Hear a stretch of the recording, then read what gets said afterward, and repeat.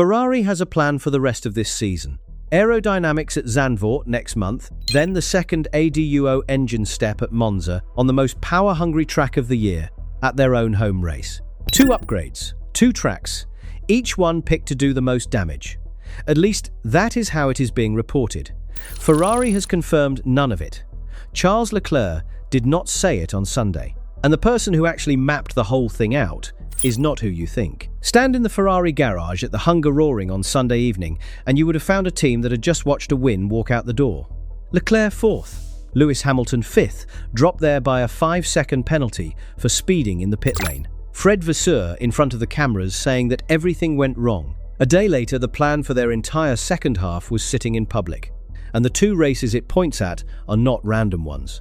Zandvoort is a corner-heavy amusement park of a circuit carved into a sand dune where downforce decides everything and horsepower barely gets a vote. Monza is the exact opposite, the fastest and most power-hungry track on the calendar, and it happens to be Ferrari's home ground. Whoever built that plan inside Ferrari matched each upgrade to the track where it does the most damage, and then set both of them for the 3 weeks right after the summer shutdown.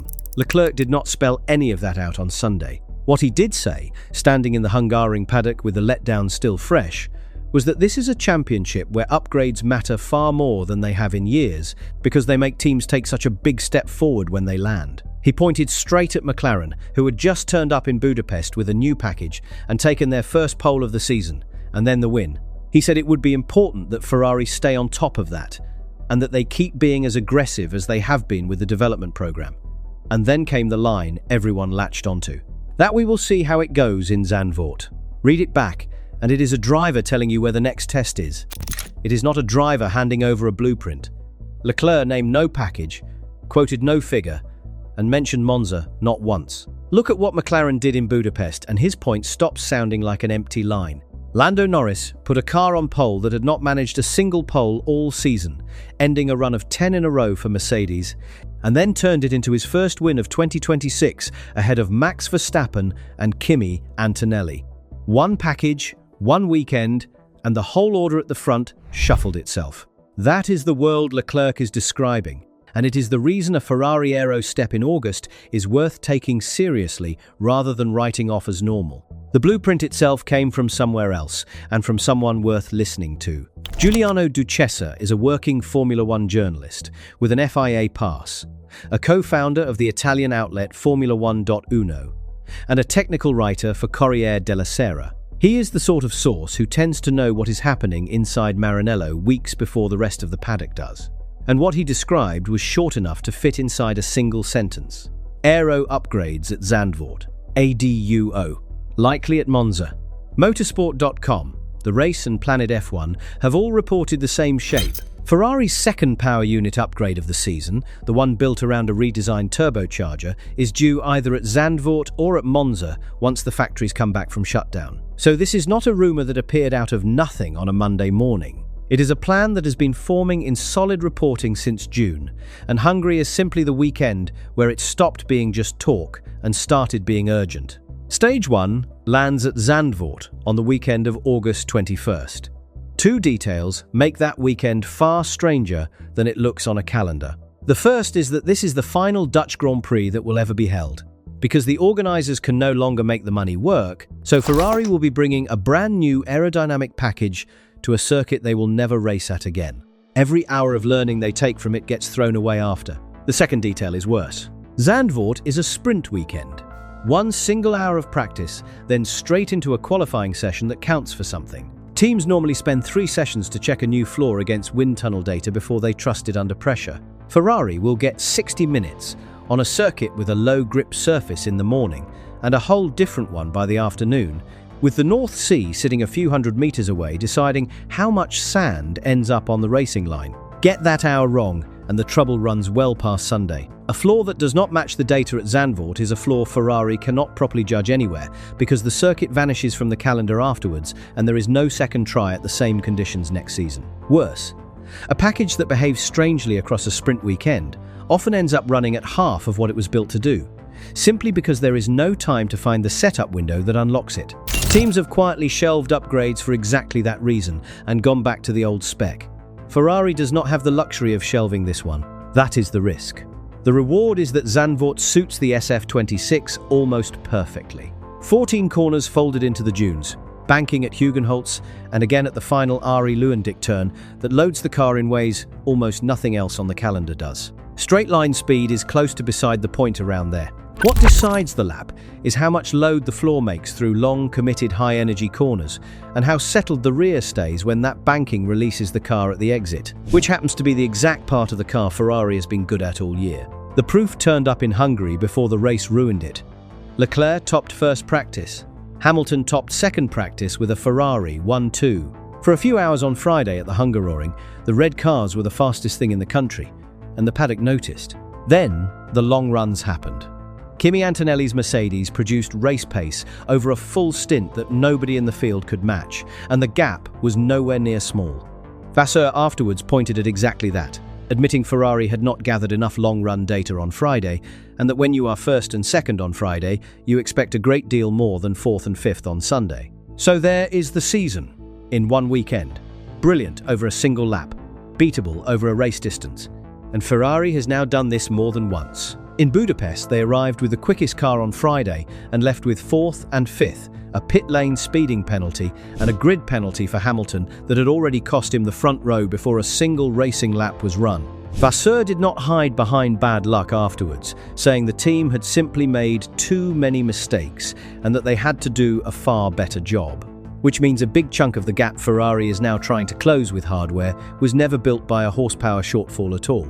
It was built on Sundays where the car had more in it than the results showed, and no new floor in Maranello fixes that. Seeing why an Aero package attacks that exact problem is what makes Zandvoort more than a consolation prize. A car that is quick over one lap and slow over a stint is usually a car that is asking too much of its tyres, sliding a fraction more than its rivals through the middle of every corner, and paying for it in temperature over 15 laps. More load through the floor means less sliding, which means less degradation, which means the gap that opened up on Antonelli in Budapest closes without a single extra horsepower being found. That is the idea Ferrari is betting a development slot on. But the reason they need that bet to pay off is not aerodynamic, and it is not a puzzle. Ferrari's 2026 power unit is simply down on the Mercedes. Motorsport.com has reported the gap at least 20 horsepower. Italian paddock estimates run closer to 30 in race trim, which works out at a bit over half a second per lap at a power-sensitive track. Leclerc has admitted the problem in public, saying the car is quite down on horsepower compared with its rivals. Half a second is not a rounding error in 2026.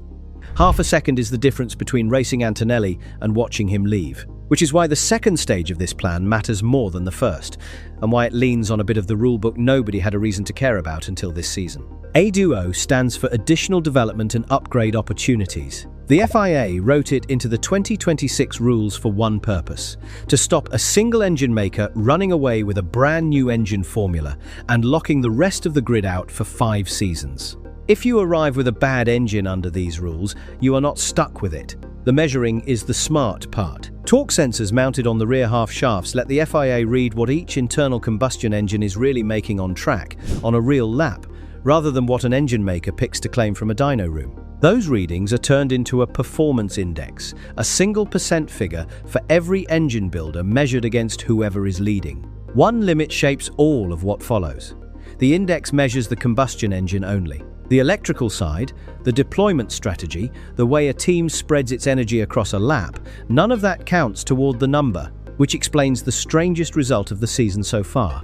When the first check window closed after the Canadian Grand Prix, later than first planned because the axed Bahrain and Saudi Arabian rounds pushed the dates back, Red Bull Ford powertrains came out as the benchmark, the newest and least experienced engine team on the grid, top of the index.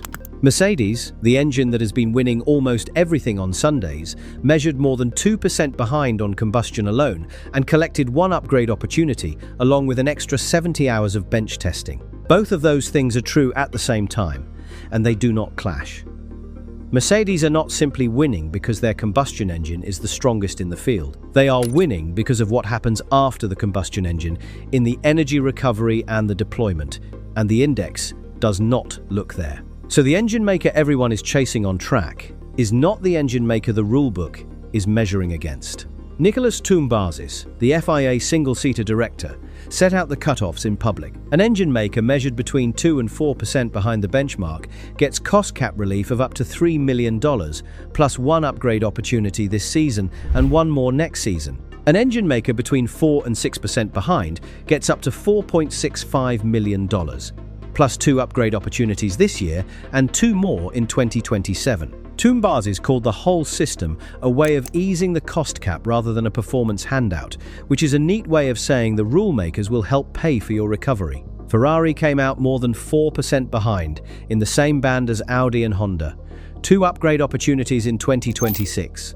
The largest slice of cost cap relief, 2 opportunities, and Ferrari has already spent one of them. The first went into the car at the Austrian Grand Prix. A steel alloy cylinder head paired with a new fuel developed with Shell, and the gain they reported was small by any measure. Roughly 4 to 5 horsepower from the engine itself, another 2 to 3 from the fuel. Italian reporting put the whole package at about 1/10 of a second per lap around the Red Bull ring. 1/10. That is what a full development token bought them. If you want the second half of this season taken apart like this every week, every upgrade, every engine step, every Ferrari decision that actually matters, subscribe and stay with the channel. By the time the factories reopen at the end of August, that final token will either be signed off and heading for a racetrack, or it will not, and Ferrari will have told us everything we need to know about how they see the rest of this year. Enrico Gualtieri, who runs Ferrari's power unit department, went out of his way to talk it down before the Austria update had even run, saying flat out that it was not a big step and that it would not, on its own, change the competitive order. What it did show, he said, was the attitude of the team and its tech partners, which is the politest way there is of telling an entire country to calm down. Set that against the gap and the maths turns ugly fast. 20 to 30 horsepower behind, 1 token already spent for perhaps 7 of them, and 1 token remaining with 11 races left to use it in. Stage 2 is that last token, and it is a redesigned turbocharger. That is a whole different kind of upgrade to what ran in Austria. A cylinder head and a fuel blend are small tweaks around the edges of a design that is already there. A turbocharger reaches the core of how the engine works. It controls how much air the engine can breathe, how fast it reacts when a driver gets back on the throttle, and how much energy the exhaust side can recover, which sets how much of the 2026 energy budget the car can actually deploy down a straight before it runs dry. It is also the harder thing to deliver on schedule. A redesigned turbocharger has to be built, bench run, and signed off before it can be homologated and bolted into a race car, and the window Ferrari has to do all of that in runs straight through the forced summer factory break. Which is why the reporting keeps saying Zandvoort or Monza rather than picking one. The engineering is not the only thing deciding that. The calendar is. By every account, this is the bigger of Ferrari's 2 swings, which is exactly why nobody in Maranello wanted to burn it in Hungary, on a circuit where full throttle time is among the lowest of the year, and the reward would have been close to unseen on a timing screen. Monza is the flip side in every way. Formula One's own circuit guide has the cars at full throttle for about 80% of the lap, with top speed arriving at the end of the kilometre-long run from the final corner to the first chicane. Nothing at Monza hides an engine problem. Curva Grande, the run down to the Lesmos, the charge through Ascari, the flat-out sweep of Parabolica onto the main straight again. Every one of those stretches is a stopwatch reading exactly how much power you do not have, and then handing you the bill at the next braking zone. That is where a 20 to 30 horsepower shortfall stops being a small technical note and turns into something the whole world sees. A Ferrari being driven past on the run to Curva Grande, at home, in front of the Tifosi, is the single worst image this team can produce. And in poor seasons, it is the image they produce most often. So the choice makes sense from every direction.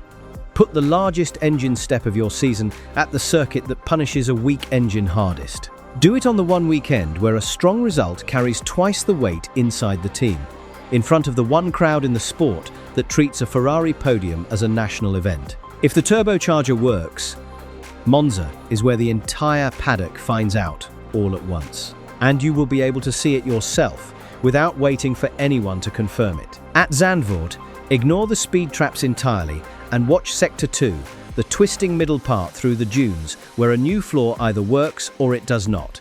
At Monza, do the reverse. Watch the speed trap figures on the main straight and the Sector 1 times, and compare Leclerc and Hamilton against the Mercedes of Antonelli and Russell. If Ferrari's trap speeds have closed up on the silver cars against where they sat at Spa, the turbocharger is in the car and it has done its job. If the gap looks unchanged, it has not. There is a knock-on effect at Monza that the raw horsepower number does not show. Because the entire lap is a straight-line problem, a car that is down on power loses time under its own steam and then loses the qualifying toe game on top of it. At Monza, the fastest laps of the weekend are set in traffic, sitting in the slipstream of a car in front, and how big that gain is comes down to how fast you were already going when you caught it. A Ferrari arriving at the toe slower than a Mercedes takes less out of it. So the gap gets counted twice, once on the straights, and once again in the one session that decides where you start. A third option exists, and it is the one Ferrari will not say out loud. If the turbocharger does not appear at Monza at all, and the weekend comes and goes with the same power unit that ran in Hungary, that is not a delay. That is a decision. It would mean Maranello has weighed the races left, looked at the points, and quietly moved its last 2026 token into next year's development program instead. Watch the Friday of that weekend closely, because the answer arrives long before the race does. Because the championship position after Hungary leaves very little room for a package that falls short. 11 rounds of 22 are gone. Kimi Antonelli leads the drivers' standings on 219 points, with 6 wins and 6 poles, which at 19 years old makes him the youngest championship leader the sport has ever had. Lewis Hamilton sits second on 169, 50 points back. George Russell is third on 160. Charles Leclerc is fourth on 138. Lando Norris, fresh from winning in Budapest, is fifth on 128. In the Constructors' Championship, Mercedes hold 379 points.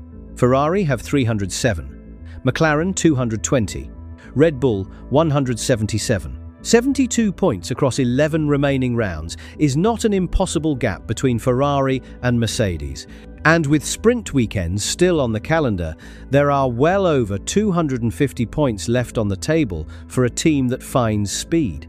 It is, however, a gap that only closes if Ferrari stops throwing away the weekends where they arrive quickest.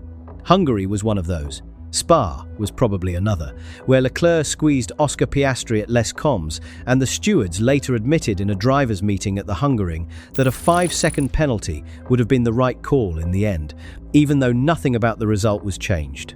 None of this arrives with a guarantee, and pretending otherwise would be lying to you. Ferrari's own engineers have been very careful about what these upgrades can do. Gualtieri said the first step would not change the competitive order, and he was right.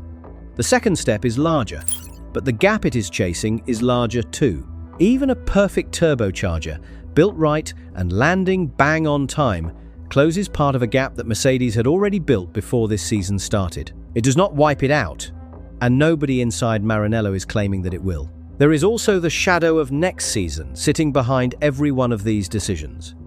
Aero does not run out in 2026. Ferrari carries 2 further upgrade opportunities into 2027, along with the cost cap relief that comes with sitting in the 4 to 6% band. Every hour Maranello spends developing this turbocharger is an hour of learning feeding straight into next year's engine, which is the one that decides whether Hamilton gets a real title shot in red before the clock runs out on him entirely. Lewis Hamilton turned 41 in January, and he did not leave Mercedes to spend the last seasons of his career finishing 5th on a Sunday in Budapest. Whatever Ferrari learns from this turbocharger is the thing he is actually waiting on, and every token spent in the next 6 weeks is a token spent on that. Which raises the question Zandvoort and Monza are really going to answer. Not whether Ferrari can win a race in the back half of 2026. They can, and on the right weekend they probably will. The question is whether this 2-stage plan is a recovery or a rehearsal. Whether the Aero package and the turbocharger are meant to rescue this championship, or whether Maranello has already accepted that this one is gone and is spending its final tokens learning how to build the engine that wins the next one. Leclerc said the season would be settled by whoever develops hardest. Ferrari is about to find out if they developed hard enough. First on a sand dune circuit that vanishes from the calendar forever after this year, and then on a strip of Italian parkland where their engine has nowhere left to hide. Zandvoort runs on the 21st of August.